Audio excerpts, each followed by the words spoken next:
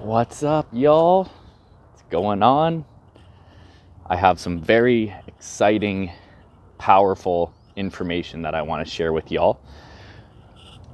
This will be extremely powerful for you if you are a coach or a want to be coach or soon to be coach, but it really also applies to anyone in any service type industry, or it'll be helpful for any entrepreneurs and small business builders as well.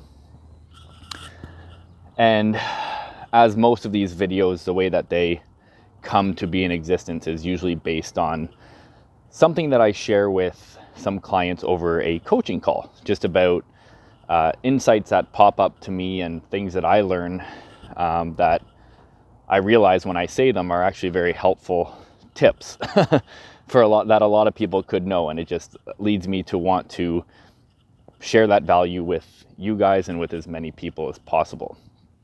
What I want to share with you today is what I want to do, I should say, is I want to bust a few myths. I'm going to dispel two myths that I was told, two things that I was told when I was wanting to become a coach, that as soon as I stopped doing them, I became successful. You know, there's this thing, I can't tell you the saying exactly, but someone says something along the lines of, once you go against the path of what everyone else is doing, that's when you're actually going to become very successful. And it was in these two cases that I realized this to be true. And it was really two of the biggest myths that we're told as coaches. First one that I want to share is the myth of having a niche. Just saying that word, just from the experience that I've been through, has really makes me cringe because I battled with that idea for so long. So many people told me you have to have a niche, you have to specialize in something, you have to be very specific. And I got hung up on that idea for months. And that's why I really want to share this to any potential coaches out there, because these are things that really can hold you back for a long time if you really believe them to be true, and they're absolutely not true. So the whole idea that you have to have a niche, I'm not sure if I'm pronouncing that correctly. I don't care because I don't like the word. It's not true. Now, it's not totally wrong. It's just we confuse the importance behind the idea of having a niche. But for me, you know, I had these crazy ideas because people were saying you have to be specific, you have to specialize in something. And for me, it was helping people. And the reason why I had such a hard time with it was, with all of the personal development and everything I was learning about becoming a coach, I realized that a lot of it always comes down to mindset and getting out of our own way and limiting beliefs.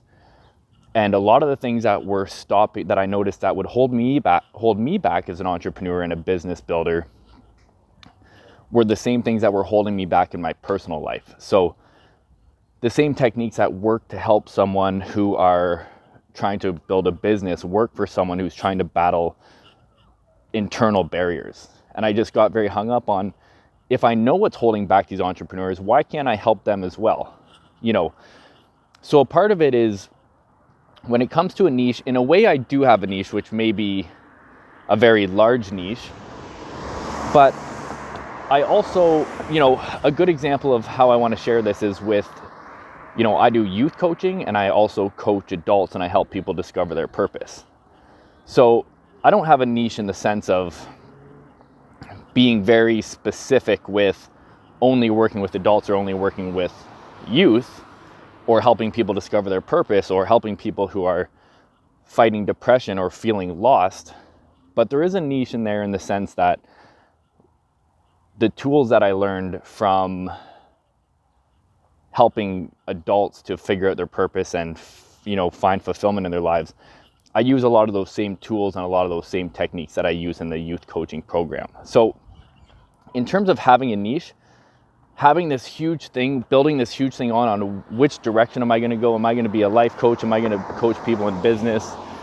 I was hung up on that for months, and it really held me back from doing anything. And as soon as I said, you know what, I'm going to serve as many people as possible, which I'm doing today, everything changed for me immediately. And now I'm coaching people, I'm coaching entrepreneurs, I'm coaching people who are just overall not necessarily in a good place in their personal lives. I'm coaching youth, and I'm providing tons of value to all of these different areas. Now, let me share with you when it is powerful to have a niche and how I approach the importance of having a niche. It's important when you are marketing. So you can serve as many people as you want. The nice thing, I'm just going to turn around here because I don't want you guys to hear that wind if it's blowing at me. I got to get some groceries after this. But the important time for you to have a niche is when you're marketing. Because obviously if you're marketing to just anyone, people do really want to feel that you're speaking to them. So even though I coach in all of these different areas, when I market to one of them, I create content that's specific to entrepreneurs. I create content that's specific to the youth. And, I build programs for them accordingly. So when I'm talking to each group, I'm speaking to them specifically. But in terms of my overall business, I do not have a niche by any means. And as soon as I let that go, I became way busier. I picked up way more clients, and I aligned with what I really felt to be true the whole time. Because the most important lesson out of all of this is that you have to do what feels right for you, not what people tell you. And what felt right for me, well, I know what didn't feel right for me, and that was trying to find a niche for so long. It was impossible. I couldn't figure it out.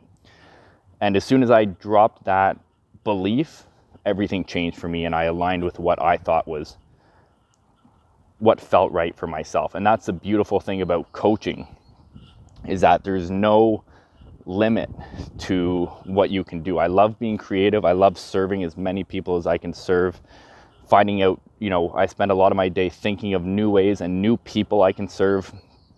It's one of the things I love about what I do. So I was really battling this resistance when I was trying to find a niche. So the most important thing I want you to know is that you do not have to have a specific niche. One last thing I will say on that, if you want to serve a lot of other people and many people, it's not a bad idea to start somewhere.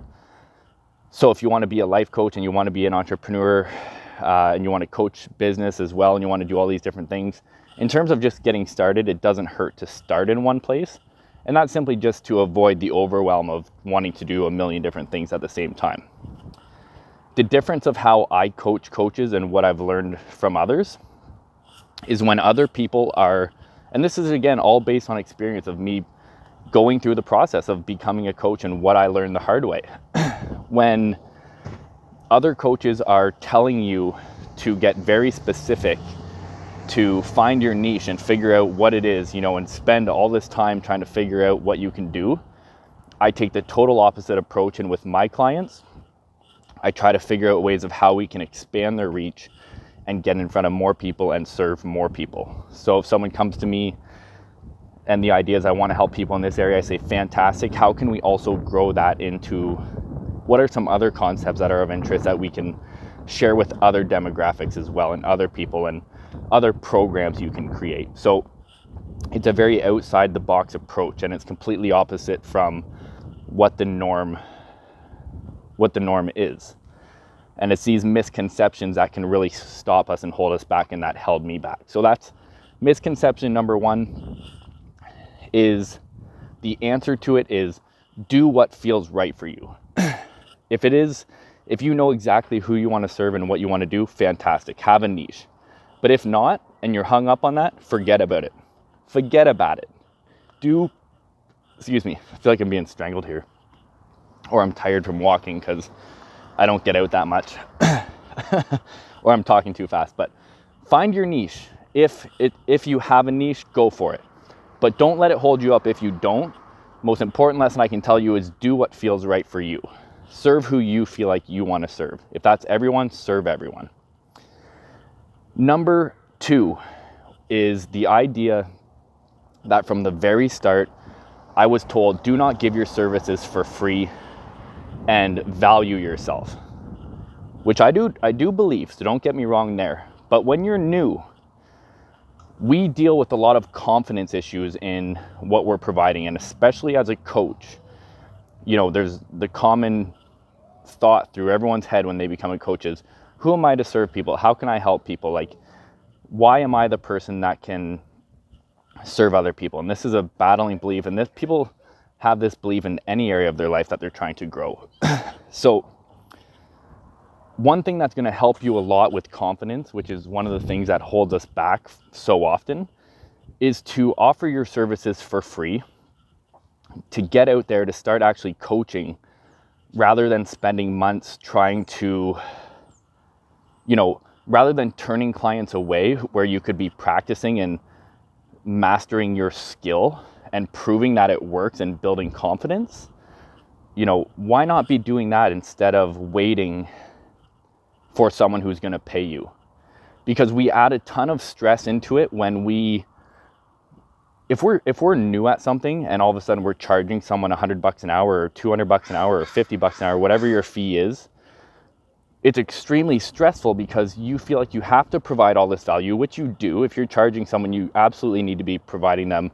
My idea is charging them 10 times the value of what they're paying for. But if you're new, you don't know for sure yet. And when you have in the back of your head that this person's paying you all this money, it's extremely stressful. So absolutely go out there, serve people for free. For me, I'm so passionate about what I do. I love talking to people about helping them. I offer free calls all the time. Very rarely do people not want to move forward with coaching after we do an intake call, and mainly that's just because they know the passion that's coming. They can hear the passion and motivation and love in what I do, that it sells itself. That's one of the superpowers we have when we align ourselves with our true purpose, is that we don't have to sell it. It just comes out of us very naturally.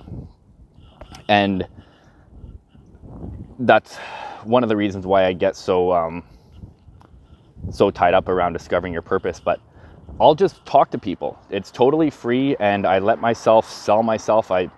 It happens naturally, and I provided a ton of value for a ton of people when it was free. And then I started seeing my program having effects on people, and then I had no problem offering value and helping when I could. I still offer calls if people are in a very hard place. I don't withhold help. I will help however I can, for sure. And very quickly I found that when I was providing value, I said, okay, you know what, it's time. I have a lot of people who are calling me that I have to now prioritize the people who are willing to pay me. But it was that level of confidence that I built in myself to prove to myself that I'm good enough and that my techniques work and my systems and my programs are effective, that allowed me to now be confident in pitching and selling my program. So a lot of people will tell you, value yourself, you're worth more. Absolutely you are, and you should think that way. But when you're new, just put yourself out there. Don't withhold yourself from providing value and learning the ropes because you feel like you should be paid. Because, we have to learn, we have to be putting ourselves out there, and it's like wanting to be an actor and then, asking for $20 million in your first movie. You got to prove yourself first. And you have to, most importantly, prove it to yourself. So that's what I want to share with you, number 2. Don't be afraid to provide services for free. Ask for a testimonial, but get out there and start coaching. Coach as many people as you can and just go for it. Now, I'm going to run out of time here in about 30 seconds. I think I only have about 15 minutes for these videos.